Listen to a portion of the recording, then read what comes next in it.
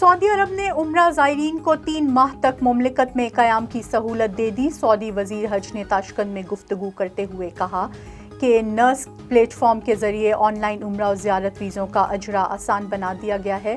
پہلے عمرے ویزے کا دورانیہ 1 ماہ ہوتا تھا، اب کسی بھی ملک سے آنے والے عمرہ زائرین کو 3 ماہ تک مملکت میں قیام کی سہولت دی گئی۔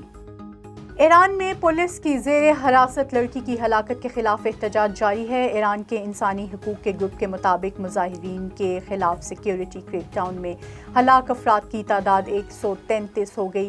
انسانی حقوق گروپ کے مطابق زاہدان شہر میں جمعے کو سیکیورٹی فورسز کے ساتھ جھڑپوں میں 41 افراد جبکہ دیگر شہروں میں مظاہرین کے خلاف کریک ڈاؤن میں 92 افراد ہلاک ہوئے۔